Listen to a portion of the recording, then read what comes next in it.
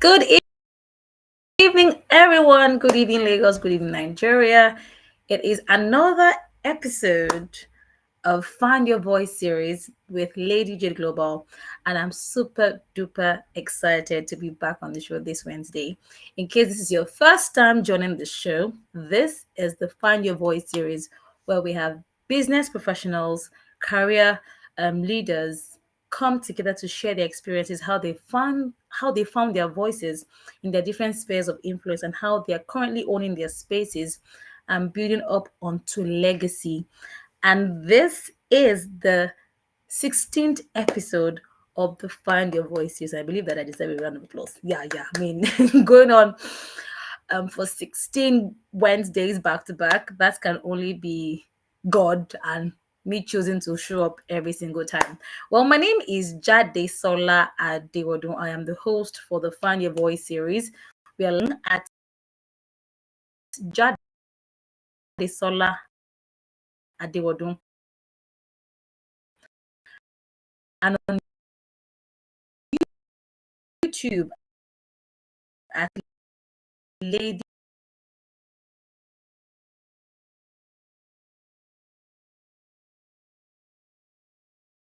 really amazing seeing how the conversations got a lot of attention. We've had people just reach out to us and like, oh my god, it was an amazing conversation, but today is going to be extraordinary because we have a phenomenal woman backstage. And when I read her profile, I'm like, oh my God, this is a 10 over 10. In fact, 100 over 100 minus nothing. Her name is Princess Adeyinka Tekenah. I believe that I got it right. And she's going to be, talking to us today about her journey. She is an author and she is the founder of one of Nigeria's indigenous homegrown coffee brand. She's also the convener of the Lagos Coffee Festival. Now, growing up, I felt like coffee was more of a foreign thing, but we have Nigerians that have built a brand and have like homegrown coffee brand. And I'm super excited to have her on the show tonight. Ladies and gentlemen, the beautiful, the delectable, the ebony queen, Princess Adeyinka. Hi. Hi, Jade. Hi, how are you? I'm fine. She's the queen of black, by the way. If you this woman, if she style black for you, if you think you don't wear black, if she style black for you, you will fall in love with black. It's Thank so good to you. have you on the show. I'm Same here. super, Thank you for having me on board.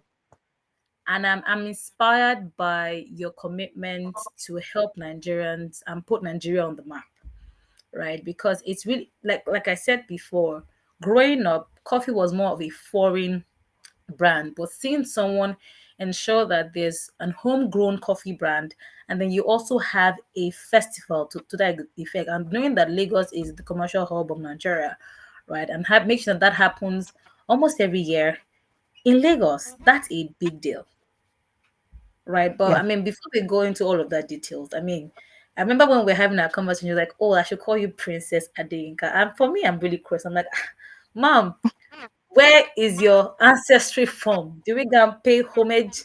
Do we go and bow down and prostrate, break a few nuts and honey here and there? How do we make it work? But can you just tell us how you came, like your ancestry, and also being one of the biggest owners of one of the most amazing coffee brands in Nigeria? Thank you. Thank you, Jade, for having me on board. It's always a privilege to share my story, our story as a brand, and my story as a Nigerian. I think that more than ever, it's very important for us as a people, when I say people, whether it's Nigerian or Africa, to share our own stories, lend our voices, on how we found our voice, because obviously I found my voice, and it'll be important for people to learn. And hopefully, we help more people find their voices till we build the Nigeria of our dreams. So, like you said, my name is Princess Adeyinka Tekenah. I remember having that conversation with you when you sent me a message the first time. Yes, I am from a royal lineage as well. So I'm not one of those internet princesses or princes that send you messages from Africa. No, You had to share I had them. to, You because just had I still get those emails, and I'm like, Guy, for Google my name now. You know that I can't fall to one of those scams. But yes, I am from a royal family from Agbowa Ikusi Nekpe, and yes, I am a princess. So, how did I start? So you want me to share how I started my journey now? Yes. Yes, yes, please. I mean, I always start my story from a book I read when I was back in college in America. So, and I always say that when I say the America part, don't think I was there having, a time of my life. It was one of the most stressful times in my life as a young Nigerian immigrant student abroad with no parents.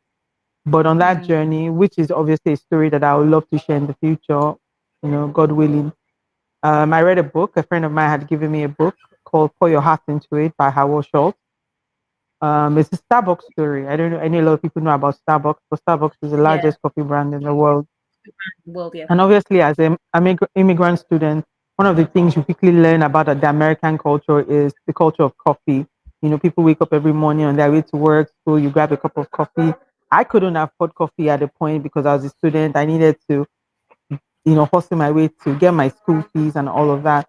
So, one of those years, a friend had given me a book about Starbucks, and I read it, and I was inspired by how Mm, one man transformed the coffee culture as we know it today.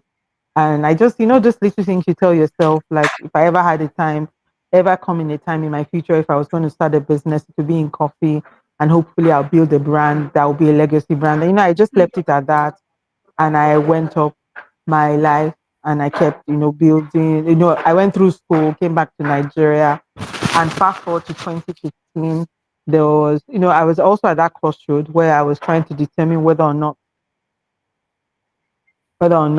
to either go into paid employment or start my own business or just become a full housewife.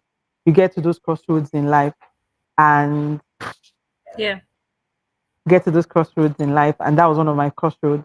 Then I came across the Tunelumelu Foundation application. I always tell people that after God is literally the internet. The internet is probably the most powerful tool anybody can use to become anything in this generation, especially if you are in a country where data is not it's Not mind not enough. yeah. I saw the Tunisia Foundation application online. I filled it and I got selected. I was one of the first 1,000 Nigerians to get selected, or one of the first 1,000 Africans Congratulations. to get selected that year. That was That's 2015. And I got $5,000, which was nice. 1 million at the time, 1 million naira at the time. And we got 3 months mentorship training. And literally, that was how Happy Coffee was born. Wow, happy coffee. I mean, I see your logo and it's just like a smiley face. So I'm curious, why happy coffee? I mean, why didn't you, because I mean the cliche of most Nigerian brand is they like to use like an indigenous language.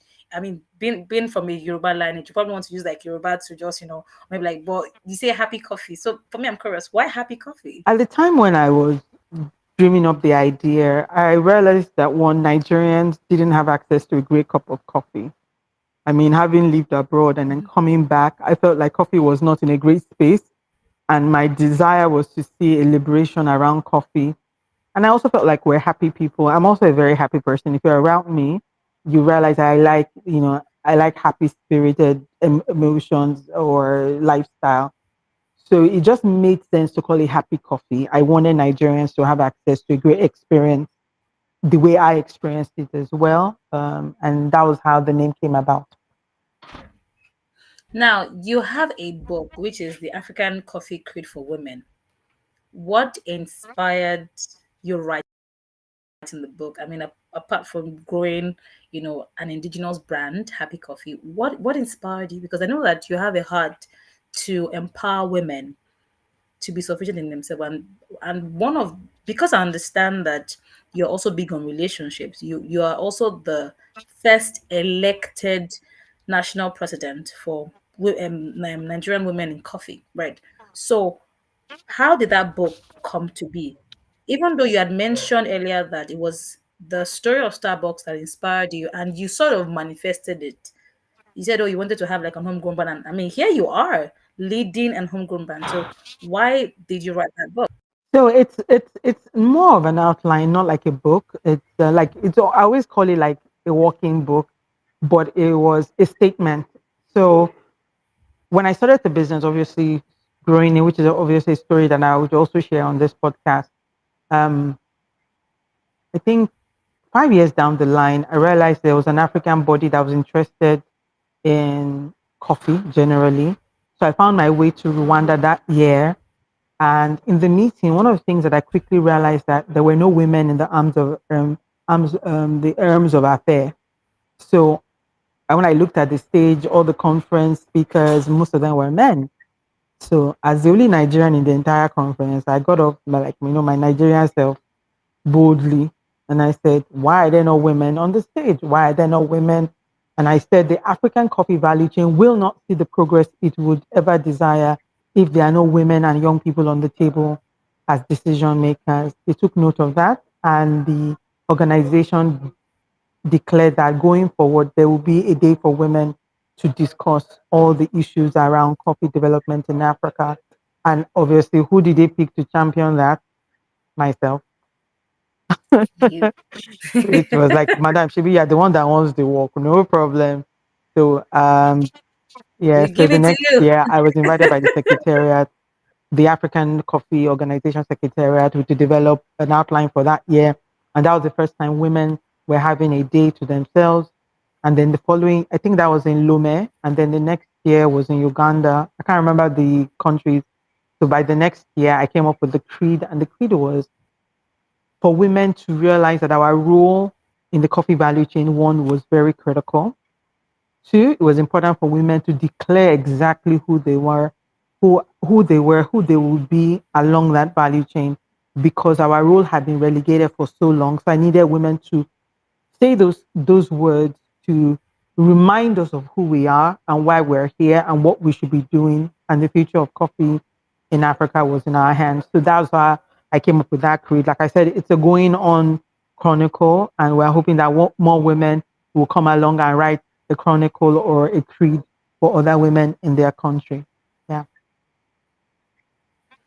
Fantastic. That's really good because you're similarly showing up first and foremost, which is very, very important because had you not shown Yeah. up at that conference, you wouldn't have Yeah. paved the way for women Yes. to And I be like to heard say that, not in to cut this you off, industry.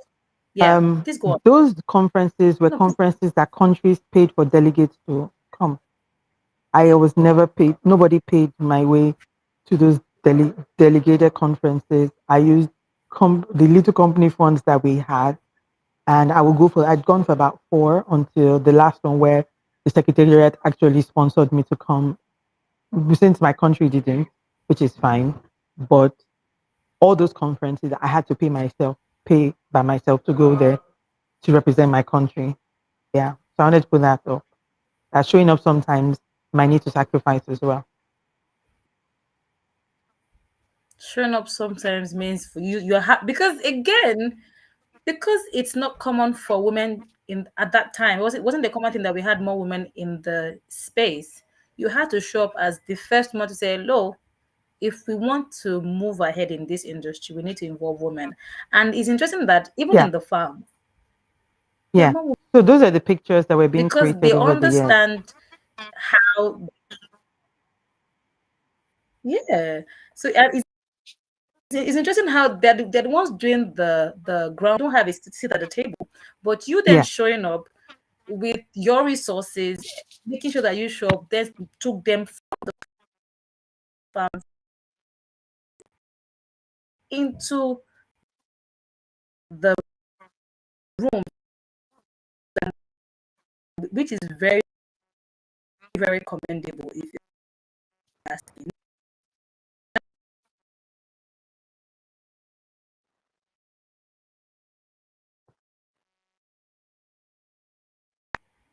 Can you hear me? Yes, I can. Okay. So what has been your great, growing an indigenous brand? You had to sacrifice because you wanted to show up, because you have seen it that being able to grow an indigenous brand was possible, and you didn't have the support of any government parastatal whatsoever. Now, what were the roadblocks that you experienced that kept you grounded regardless? So if I let me start by what kept me going. Hmm. If you had gone through what I went through as a student, going abroad by myself, finding my way through college, took me 12 years to get my first degree, lost my dad at a very young age, those kind of situations that naturally will make you give up on life, but eventually almost feels as though they prepared me for this coffee journey.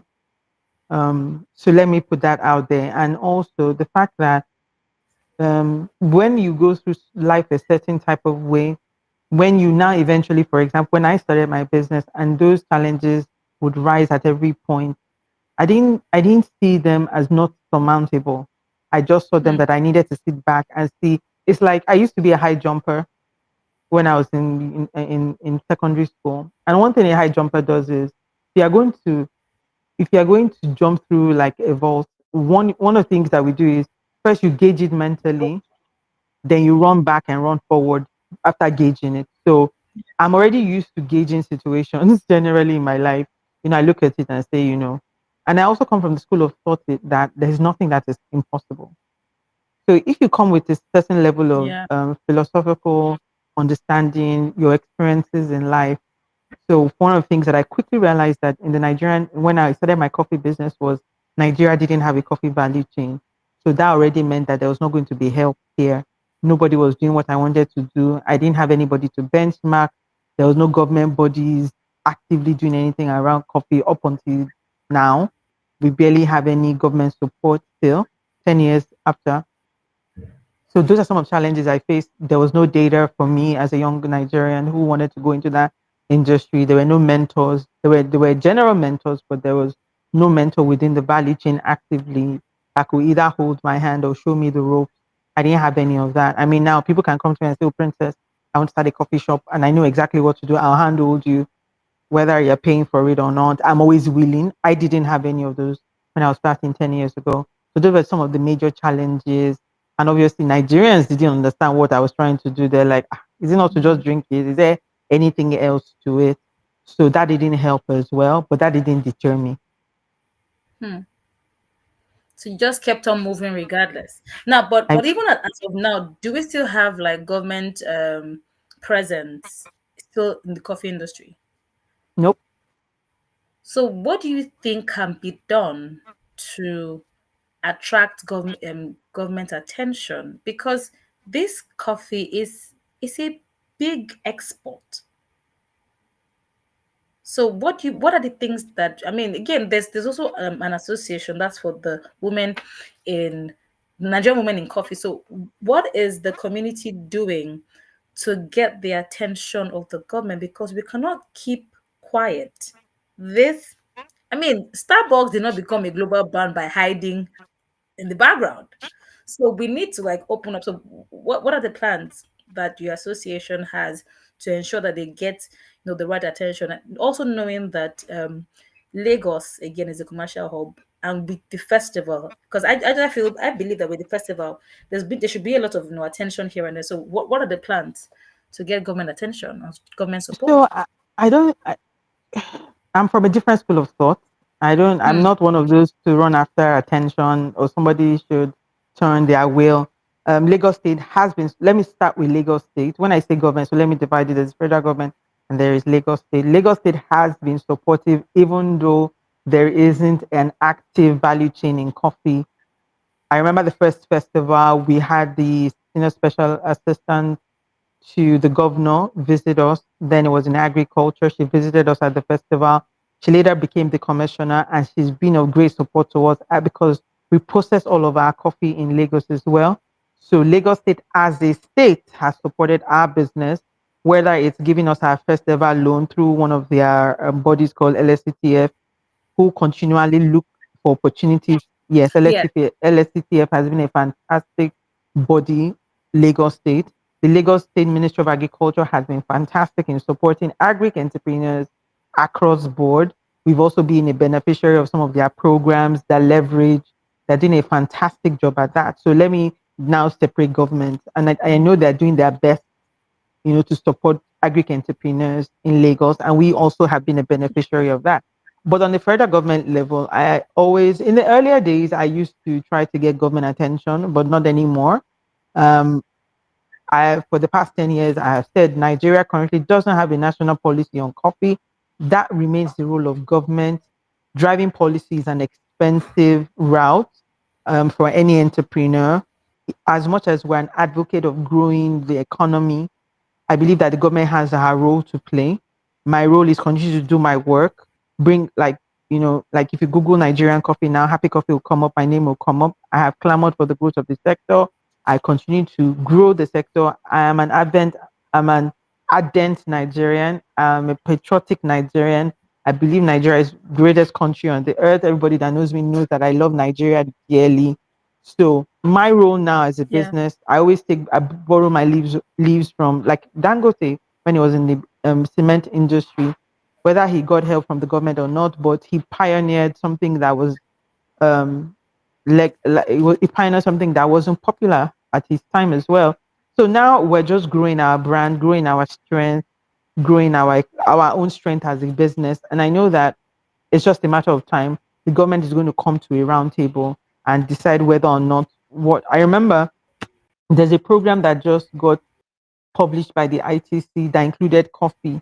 For years, I couldn't enter that program because coffee was never part of the program. And I kept talking about it. Guys, if you are going to see the growth of the sector on the continent, there has to be programs that are that coffee is directly involved in and all of that. Eventually, we've gotten one program this year that is looking for African entrepreneurs in that industry. So Hmm. when is government? I'm not trying to get government attention. Eventually, they will come around. I'm just spending my time now building our brand. Yeah. Which is very, very important. And what you have just said reminds me of the story of this gentleman that plays chess now. I don't know why his name is Tunde, really senior not choir. Okoya. And he says that great things start from small places. And he just said, what, this chess thing, I'm gonna take it very personally. And it took him years, because I remember some 4 5 years ago when he went to Oshodi Yeah. under bridge, he created a very big buzz because of those boys. And now he's like a global phenomenon. Everybody wants to be able to associate with him. So I mean, for me, I'm like, you are already on the right track. And I just really hope that it doesn't get too late before the government are able to partner with, because there's nothing as beautiful when you have an homegrown brand. It just, how will I explain now? It positions Nigeria in a different light in the coffee Absolutely. industry. I mean, Starbucks again, for example, they've been able to move from just being regular coffee to do partnerships with PepsiCo. And they are literally making, so I'm beginning to imagine, a global brand coming to partner with Happy Coffee. It's going to be major, both for your brand and also for the country. But I really hope that the government are able to, pioneer as Eventually. quickly as possible. Now, I what said do you say? eventually we'll get there. Yeah, now I believe that your festival attracts, young people who really want to be a part of, the industry, because, and again, because you have opened the way, there are younger people that they can say, okay, I think I have a stake, I can try being in. Now, have you had to personally mentor a few younger people, and how was that?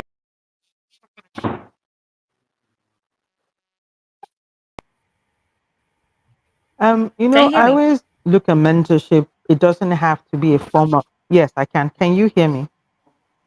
Yes, please go on. Can you hear me?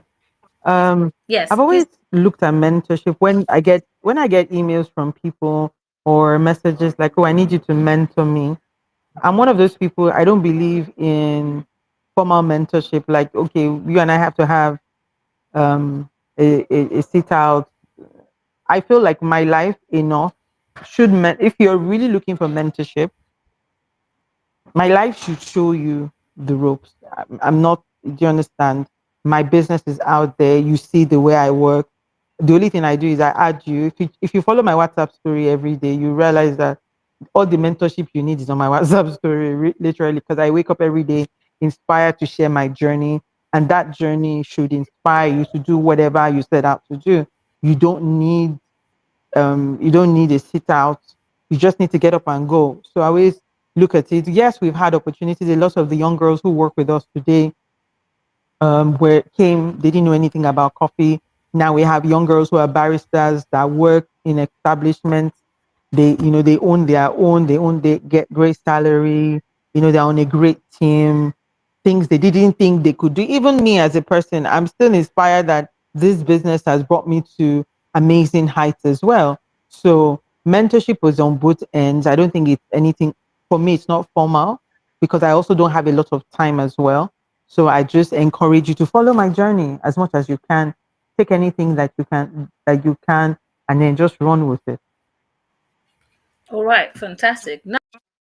Now, being the first elected national president of Nigerian Women in Coffee, how did that journey even start? Because I mean, already you're an outlier in the industry. You're like first person, first point of reference in the industry. But how did that make you feel? Because I mean, that means that certain people started to put structure in place. um, Because I believe that one of the ways you put an industry in some sort of structure is by having like an association that people can defer to or answer to and just put checks and balances in place.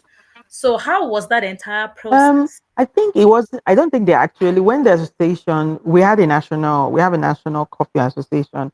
I don't think having a women's wing was part of the plan from the beginning. But the few women who were in the association just moved differently, and they realized that our voices were a bit stronger, were a bit adamant on growing our businesses. So it was just very obvious that they needed a women's wing. And when that time came and the election came, I guess they just thought the strongest contender was going to be me. Um, it was a privilege because this was the first time they were electing a woman for the women's wing or not. Um, it felt great, but for me, it's just a position, and a position comes with a lot of responsibility as well. So I'm not one of those people that carry posts on my head like, hey, I'm president. That can know. I already know if you say they're the president, that means it's more work. So I'm easily yeah. So that's what it was. Um, yeah, and put it at that. Now let's take a quick detour to the business side of being of owning and founding one of Nigeria's indigenous coffee brands. Even though it wasn't common knowledge, it wasn't common for to have a Nigerian grown brand. How did you scale in the past 10 years? How were you able to scale? How was I able to scale? Early on in the business, I think I started like everybody else. You just have this fancy idea. So by year one and year two, I knew quickly what I was dealing with. And I had a choice either to back down and go into something else or keep at it. And I think it was Mark Zuckerberg that says, you never know how big the vision is. It's like when you wake up and you keep moving, then you keep, you keep refining the vision. So I kept refining the vision. But I knew in year two that quickly I just had that premonition and intuition or whatever you call it, that I had a choice to be the advocate or had a choice just to be Hmm. a regular brand. There were things that came on to me early, and those are the things that have helped us scale. Number one, I knew that I had to localize production. Number two, I knew that we had to be an advocate. And it was because my what I came into the industry to do was to build a retail chain. But I realized that I had to do so many things to be able to even continue as a retailer in the industry. So we had to start thinking of processing, we had to start thinking of backward integration, and that also comes with lots of studying as well. Anybody that knows me knows that every day I read something about coffee. I am that founder that is interested in knowing what is happening, whether in my industry locally, whether it's across Africa or it's in America. I am always on it. If you see me on my phone, I'm working, I'm reading something, I'm thinking. And because I also knew that from day one, I knew that I was building a global brand. It didn't matter where I was at that point. I knew that Happy Coffee was going to be a global brand. So those were the kind of things that stay with me as a person that helped us scale. Um, and I also always say that it's hard for founders sometimes when you're growing and you're sharing your vision with people. People will try to tell you what your vision should be. And I was very fortunate to be the stubborn goat, adamant founder. Yes, I say it. I know, so I know. I like My that. advisor says, I'm glad that you did not listen to me in the earlier years. He says that in some areas. That I'm just glad that you did not listen, you did not back down. Because there were things they told me. I said, no, this is not Happy Coffee. They said this. I said, this is not what we want to be. I don't know what we want to be, but I'm sure that this is not what we want to be. We're not a coffee shop. I was clear. We're not this. I was clear. Even though I didn't know exactly what it was, but I was adamant on some issues. I was adamant and I was stubborn about it.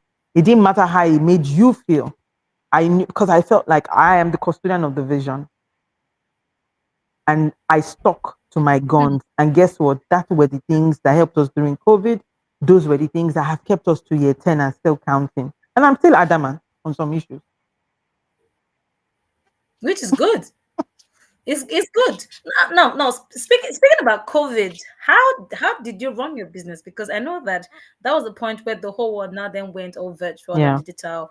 I know that most food brands, they have certain apps that they sell their product on, certain platforms that they sell their product on, right? Do you subscribe to such platforms, or you've been able to create an avenue where you can run your business without any without being on any other external platforms No, regardless? COVID was interesting. COVID was very interesting for a lot of us. For us as a brand, we didn't know that we didn't even have up to 5% presence online. Right? Our business was literally brick and mortar. So when COVID happened, it happened to us too. We literally were down to zero and we had to sit back. We had to put in, I remember then we were even still young in the game, like we are like year 4, 5. We were down. I remember when we opened, maybe we had only 4K in our account. I told my team, I mean, Okay. 4,000 naira. That's all we had. And I remember the day that I said, okay, we're going to open. My team was like, yeah, we're opening. Before I even got to the shop, they had watched everywhere. I said, what's wrong with you people? You be like, say, you don't even know what's in the happen, that kind of thing. And we sat together, we started to revamp our strategy just with them. Should we do it this way? So we began to look inward. And I can tell you, we came out of COVID just using our WhatsApp status. Like we were just posting. We wake up every morning and we post what we had. People were buying. I'm like, this WhatsApp that I'll just be passing. So that led us to opening on other online, because then a lot of Yep. companies that were bigger began to open online platforms like Flutterwave, GT Bank, Habari by third one. Habari was by GT. So many third party businesses started to open online businesses. We started to put our products there, started using Instagram more. And that was how we just evolved into more of a full fledged business. We had more products. Obviously, we revamped some of our products. And yeah, that's literally what happened with us. Yeah. Wow. I'm loving the resilience. I'm loving the doggedness. I'm loving how you do not allow yourself to stay down. You have this bounce back ability that, no, we have to keep Yeah. moving. We crawl, we drag, we hop, we jump. We need to keep moving. Now, my curiosity, why did you start the Lagos Coffee Festival? I mean, what readily comes to mind is maybe that's your way of garnering attention to the brand or to the industry. But why did you start? Why did you choose to start? And how have you been able to get support, gather team members, volunteers, and also attract people that are interested in the industry to be a part of this festival? And how often does this festival run? Okay. We've only had it once. It was our maiden edition. We've not had it again because the second year was supposed to be the COVID year. And a lot of us took a lot of time to come back. And my general philosophy of life is, so let me start with the festival. We've not had it since prior to COVID, and it's because it took us almost 4 years to bounce back as well. We needed time to stabilize our value chain. So many things were going on, and I'm one of those people that believe See, you cannot overstress if there's time for everything. I knew as the head of business not to overstretch my team. So I knew that we can shelve the festival. But why did we have the festival? Because I know that with festival came at a very early stage in our business. There were people who insisted that we were too young in the business to even have a festival. We were not the people. If anybody should have a festival, we are too small. You know that kind of thing. You're a child in this industry. Grow your wings. But I work with timing. Everybody has a timing, and I'm very intuitive as well. So the festival really was just to gather people who loved coffee. Because one of the things that I battled with in the beginning of my business was Nigerians don't drink coffee. And I knew that was not Hmm. true. I didn't know how to prove it, but the festival proved it because we had over 1,000 people at that young. Nigerians drink Yeah, coffee. so we battled those kind of myths. So the only way for them to know that, Hmm. you see, there is a strong community around coffee. And like I always say, the only reason why Happy Coffee is in year 10 is because Nigerians are strongly behind us. Because it was Nigerians that drank Hmm. the coffee. It was Nigerians that came out to support us. It is still Nigerians that are drinking the coffee the most. So we are proof, the fact that our brand is in year 10 is proof positive that Nigerians drink coffee. So the festival Hmm. was just to prove that Nigerians drink coffee. And it wasn't about my brand. The coffee festival was about the coffee industry. So it wasn't a happy coffee festival. It was a Lagos coffee festival that brought together other coffee brands from around Lagos, coffee lovers, community farmers, just for people to be excited about it because coffee festivals are a big deal around the world. I wanted Nigerians to enjoy that. But the goal also is to make Lagos the coffee central of Nigeria. We want Lagos to be the coffee city of Nigeria. One, phenomenally, because our business resides in Lagos, we've gotten the greatest support. And Lagos is Nigeria's commercial city as well. So we want this to be the coffee capital of Nigeria. So just some of the things we're trying to bring it back, hopefully. We're working on it. It's just that we're also evolving as a business and we're growing. So we're trying to do things side by side. Yeah. Fantastic. I mean, I am inspired because, man, you dogged. Nah, you are nah. You're stubborn. Nah. What? So the thing is, most Nigerian women are not they're not raised to be this strong on their decisions. They're like, no, it should be motherly, it should, be homely, be soft, be but then you're like, I may not know what I want, but I'm sure of what I don't want, which is usually the problem that most founders face, especially at the earlier years of their business, because they're wondering, I'm not even sure what I want. And then everything just goes left, right, and center. But for you, you were sure as to what you wanted. And I'm glad that you had the festival, because that way coffee lovers found tribe, they found community and I'm sure that they are waiting for you to come Yeah. back. Right. Even though I don't take coffee, Every year. I'm begging, Every year, we say, are you bring not back having the festival? Is it this year? I'm like, don't worry, we will come back. I mean, we've come back in different ways. We've come out with music. We've partnered with different people. I always say every moment leads to something. So if it took us this long to come back, we will come back. There's no book, there's no rule in the book that says it has to be every year. It could be once every 7 years. It could be once every 10 years, and those are some of the traps that founders fall into. Because everybody's saying you must do it this hmm, year, then you fall into it and then you're strapped out. So I'm one of those people who I always say, but I'm not the client of motivational speakers online. You will not catch me. You see, I'm not their customer. I find I actually like your person. I love that you cannot be bamboozled. I love that you may not know what you no, want, but you are sure of what you don't want. And I feel like that's also the yes, inroad to knowing founders what you need to want. learn how to filter. I think because I see it all the time. I see how people, people say things. You go online, people are talking and just thinking, really, and somebody is going to believe that hook, line, and sinker, apply to their business and fail. Meanwhile, there was a reason. Just last week, I was reading our first business plan. We are not, what I wrote in year one is still what we're doing in year 10. Even I was amazed.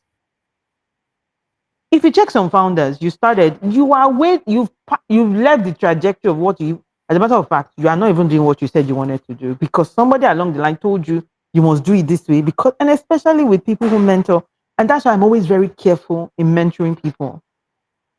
I don't want to be the reason why that person changed their direction. Hmm. So there's a reason why that thing came to you in the first place. It didn't come from me.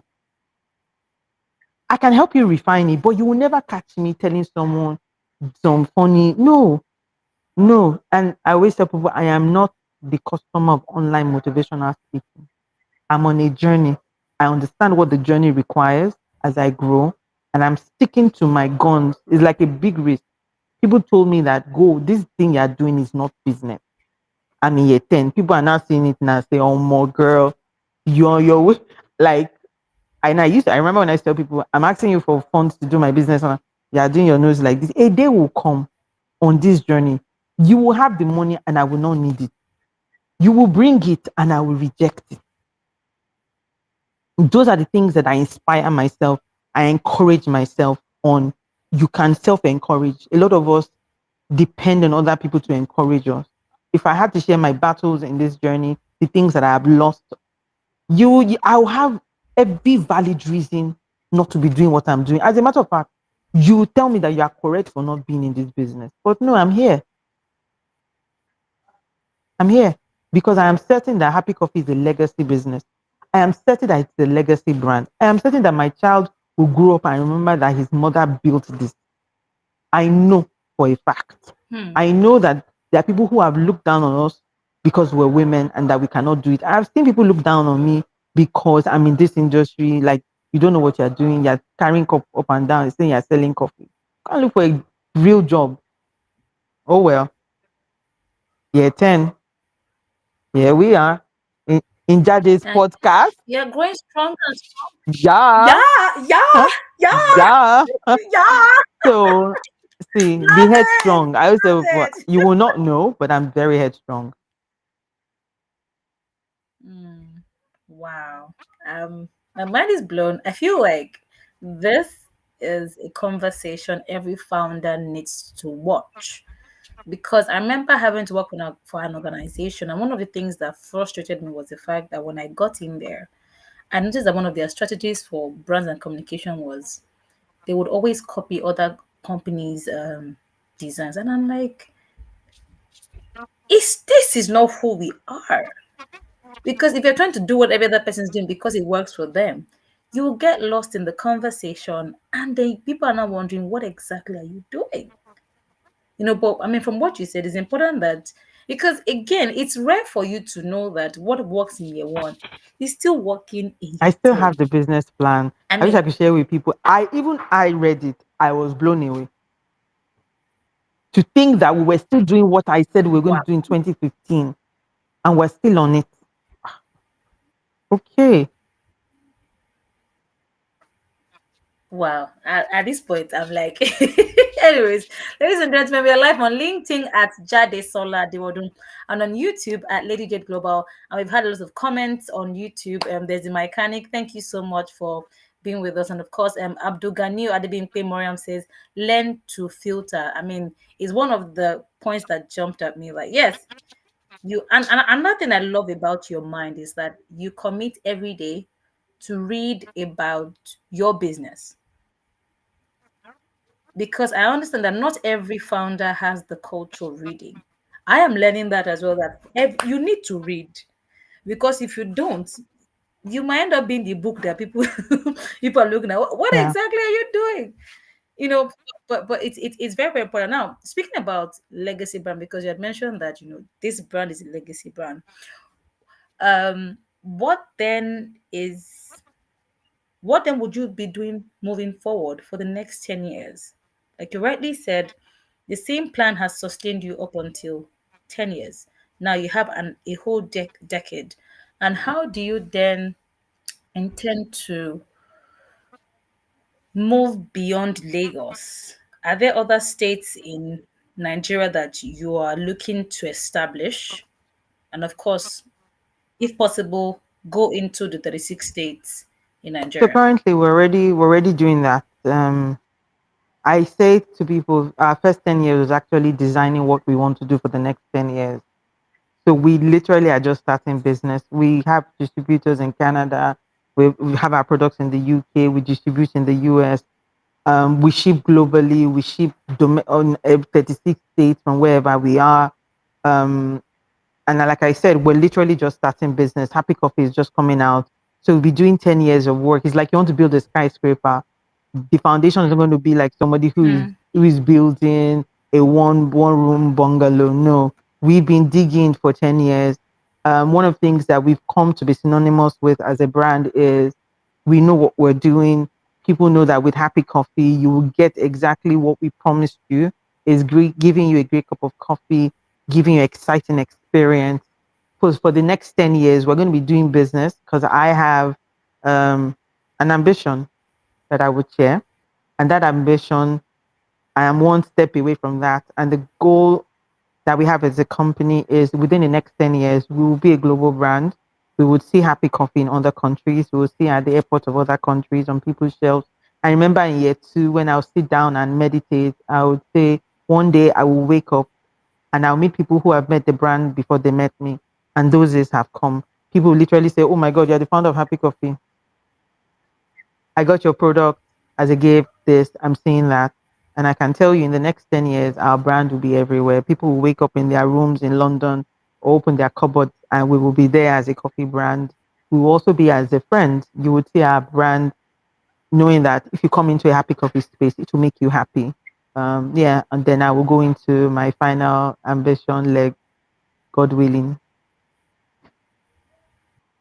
Yeah, amen. I would say amen to that. Now, speaking about being in people's homes, my first interaction with Happy Coffee was at a shop at Ilupeju. That was like years ago. That was 2019, 2018. Yeah, There was a friend who was like, "Oh, there's yeah, a coffee shop."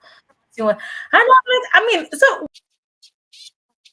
where Madam Olivia then referred, I'm like, "Oh, this is the oh wow, she's the that must be nice." So I mean, I would say that I'm one of the recipients of that, where yeah. I have seen your brand before and then coming to then interact with you as a person. Okay. Yes, I can. Oh dear. Yes, I can. Can you hear me? Hello, I can hear you. Oops. I can hear you. Yes, I Can you can. hear me? Okay. Yeah. So I'm having to, because I'm one of the recipients of having to interact with your brand like 5 years ago or 7 years ago, actually. And then meeting the owner of the brand, I consider this a personal. It's this coffee shop in Liverpool. I'm like, okay. And I mean, the place was it was really cozy. Gosh. And that was my first curiosity that, oh, we actually have a Nigerian grown Brand. coffee brand. But then, which is why it's always good to do what you're supposed, because I'm not sure that if I didn't start this podcast, I'm not sure if I would have met you. Actually, I'm not sure if I would have. So I'm glad that I'm doing this, and I'm glad I've eventually met you in person. Now, I want to throw this question at you. Now, growing and brand as an outlier, and then navigating that with motherhood, how has that been for you? Because I understand that raising boys is serious work. I mean, I used to be an Yeah. educator and having to deal with 26 children from different parents, different, different personalities, different temperament, work in the park. And sometimes I'm like, oh my God, how do you guys manage? I'm like, "Mom, we manage. Yeah. It's our job." So, but being a boy mom, how were you able to create that balance? Because boys, they love their mommy so Uh, much, they want mommy's yeah. attention. So how were you able to balance motherhood and growing a one of a kind brand? My own journey to motherhood is different. I might not share it on this podcast, but I have a different. I started my own journey differently than everybody else. My sister, so I can Okay. share it. My sister died at childbirth, so her son is who I'm raising as mine. So I Mm, didn't have the opportunity to prepare for motherhood like wow. many women did. I got into the role, and I had to literally put myself into that role. However, I truly believe an apple doesn't fall far from its tree. Let me start with that. I think that us as parents, we are our children are a mirror of who we are in our everyday lives, whether we're doing it intentionally.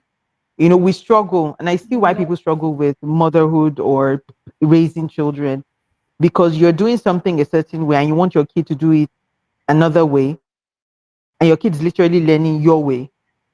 Then you're not using force to want to drive the kid this way, because you are the first mirror that they see.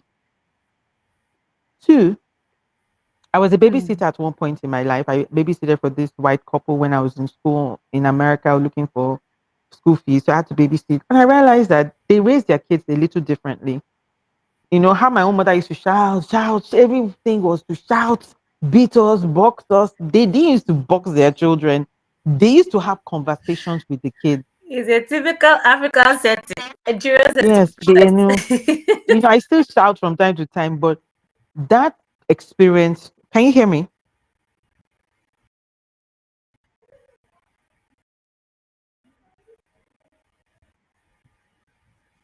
Can you hear me now? Can you hear me now? Can you hear me? Hello? Can you hear me now? Please go on. So, like I I can hear you. said, my experience in babysitting from another culture and another race, I just realized that raising children is not forced. They raise their children by having conversations with them. I learned that as well. Um, Children have emotions. As parents, you have to acknowledge them. You are their first point, you are their first teacher, you are their first lover, you are their first love. You are everything. You are to your child, you are everything. My son thinks like I'm a superhero. Even when he's prince, my mom is a superhero. Like I'm a cartoon character. Oh, My son looks at me like I'm a cartoon, like my mom is a superhero. So, and my son doesn't think that I don't have money. To him, my mom, like if you give him money now, he literally just drops it and walks away. People look, they say, this your child. oh Yeah, wow. he doesn't hold on to money. If you give him money now, he will just give it to me. He will not hold on to it. He has a savings which he puts his money, but he has a relationship with money that is not common. He just dropped it in his mind. My mommy has it covered. Everything is okay. But one of the things that I learned as a mother is I don't believe there's going to be ever be balance. You're not going to be able to balance anything, especially for people like us who are building big. You're going to have to look for a support system. You're going to put a system in place, whether it's a nanny, caregivers, your mother, your sister, teachers. That's what I do. I put a system in place, someone who does the cooking.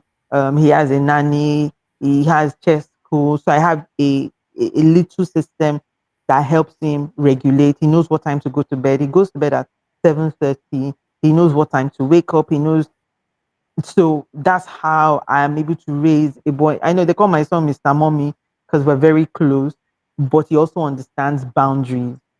So I don't think there's a perfect rule book to how to raise kids, but there's some things that are just across dot, much as you can raise a kind child. I don't think, if you can't tell your child to be kind if you yourself you're not kind. So I always You're not struggle with kind. people who struggle with their children as well, because I think your child mirrors who you are. So if you're struggling with something with Hmm. that child, there's something the child has seen or is seeing, and it's just modeling after that. So that's how I work. I Wow. work, yeah, I Thank you work. so much Yeah. for it. I feel like this is like the most realistic advice I've heard. Having to manage businesses and raising children or being a parent, because I understand that you first understanding who you are because not every so the way most of us, especially millennials, we were raised to shut down our emotions. Now, I feel like the advantage you have is you have seen parenting from a different clime where they actually acknowledge your feelings. It's now that when we are now older, our parents are not learning to say we Yeah, are sorry. I'm like, it's too late. the first I'm like, you told me sorry. Okay, all right. It What's feels happening? weird. Oh Even wow, to use the word "I love it you," feels it weird. feels weird. Our parents didn't say it. I It, mean, I'm a Gen X, so millennials, okay. Gen X, we didn't even get any of those acknowledgements. It's those conversations we have, and I see my mom still struggles with those kind of situation when she's wrong. I say, "Mommy, you're clearly wrong," because I'm that child that is like a straight shooter. So, "Mommy, you're clearly wrong. You need to acknowledge that you're wrong, and then we can move on from that. Don't weasel your way. No, Mommy, you're wrong. I'm not, in every stage, I'm the only one oh that my does that to my goodness. mom. Like, yeah, the only your mom still strong, you hold your mom. But that's just the kind of person I am generally, whether it's with my mom, with my son. Even when I'm wrong, I acknowledge, Christian, I'm sorry that I shouted at you, but you should realize that we already had a ground rule. And I also realized that with children, they need a lot of reinforcement or repetition. They're not like adults, it doesn't stick. So with kids, you need to keep repeating till they get to maybe 12, 13, where it sticks. At their age, my son is 8, it will take time for it to stick because he's just not developed enough to be able to get some lessons. And because they don't experience life through their own mistakes as well.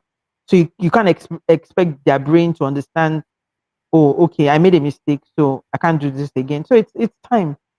Yeah, yeah, Wow. Thank you you're so welcome. much, Mr. Adeyinka. I'm blown. I mean, I feel like I've picked a few parenting lessons here and there.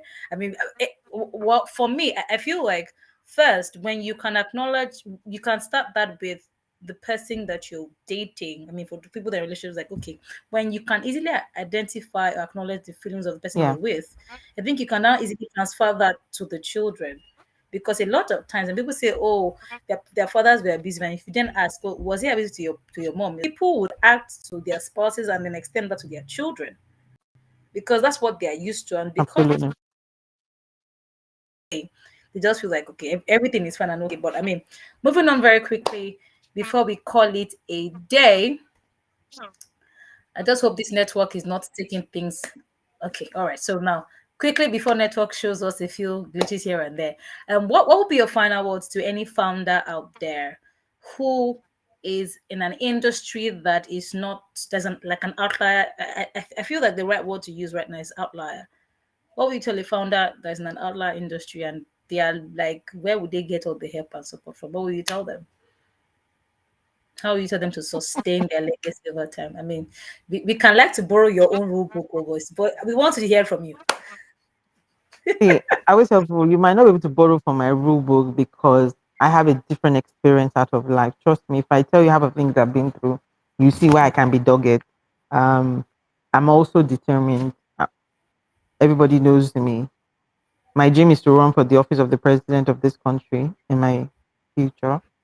And I always tell people when we go to the election polls, we will win the election. We will go to Mm, Aso Rock and we'll be the leader that we all dreamed about. So I have a different outlook to life. But if you're a founder out there, I always just tell mm, founders, be the founder. I don't know how to put it, but you can't be a wicked boss and be expecting excellent team members. I don't know how people do it. You're a wicked person and you are looking for this type of imaginary type of good team members. See, you see, as a founder, be that founder that people can genuinely look at you and your life and saying that you're doing your best.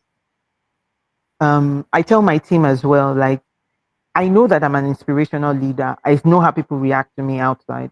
I don't want to be the leader that when they see me on the stage, they'll be like, yeah, wicked witch. hmm.